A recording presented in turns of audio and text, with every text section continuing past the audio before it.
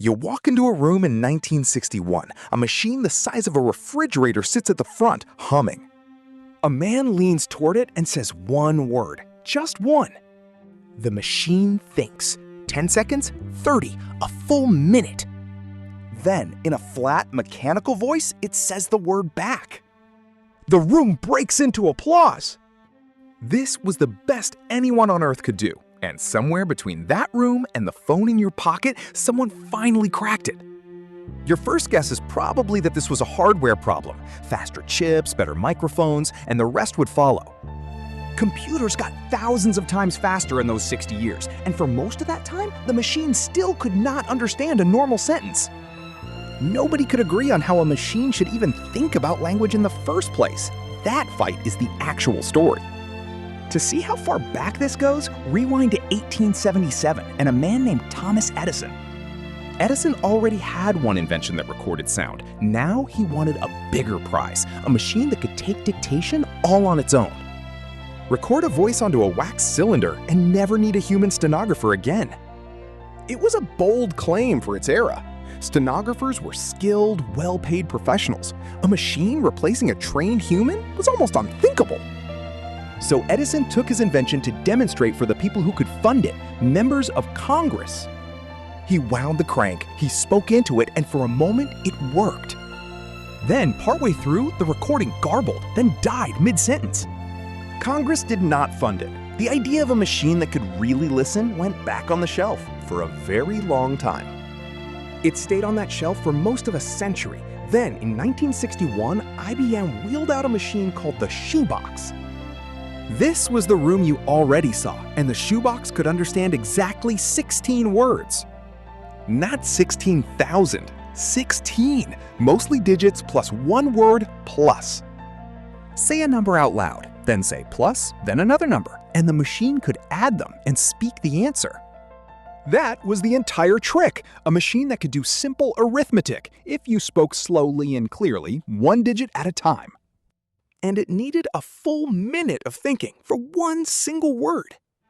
Scientists at the time called this a real breakthrough, and by the standards of 1961, it actually was. No one in that room could yet imagine a machine that understood an actual sentence. 16 words was the entire horizon.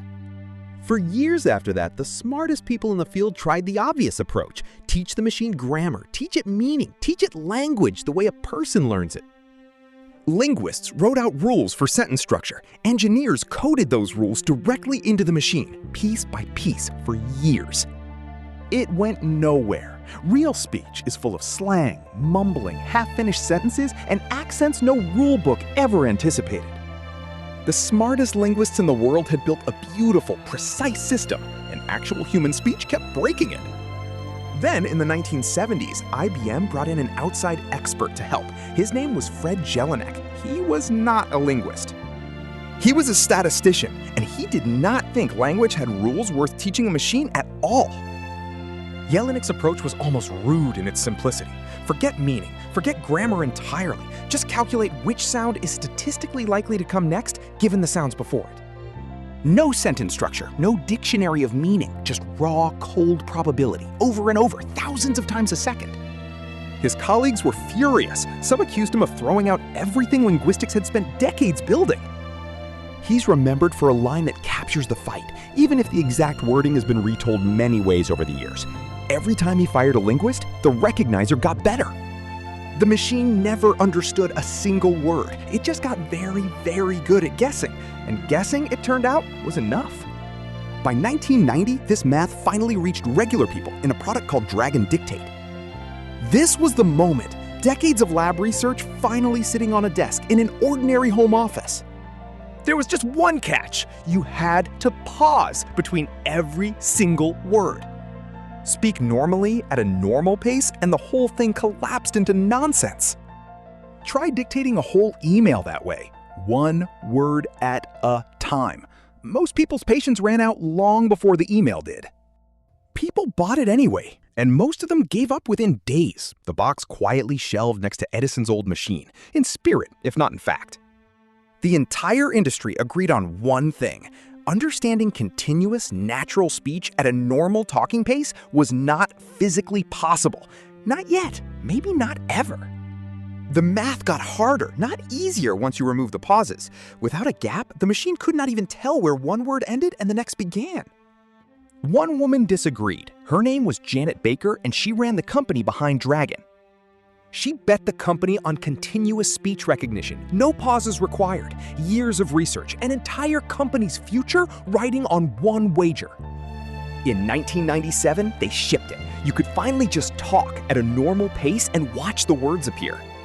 The impossible thing worked. It was slow and it made plenty of mistakes, but it worked, and everyone who said it couldn't be done was proven wrong.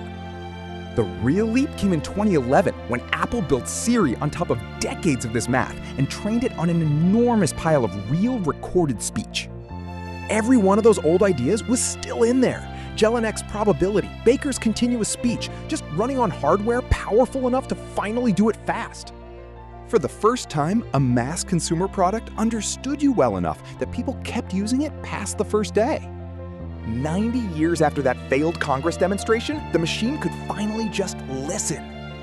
Not because any single person cracked it in one flash of genius, because failure after failure quietly stacked up until the math finally caught the moving target of ordinary speech. You talk at around 130 words a minute, you type at maybe 40. That gap has been sitting there this whole time, waiting for someone to close it. Every time you dictate a text instead of typing it, you are spending 3 generations of failed research in about 4 seconds. The pause you don't have to take between words, the sentence it gets right the first time, those are not small conveniences. Those are the exact things that broke every machine before this one. That gap is also the entire reason talking to your phone finally beats typing to it. Not a trick, just 60 years of getting the math right.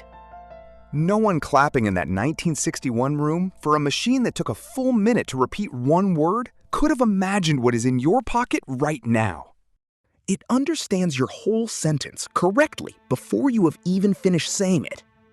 16 words took a minute in 1961. Your whole day's worth of thoughts now takes as long as it takes to say them.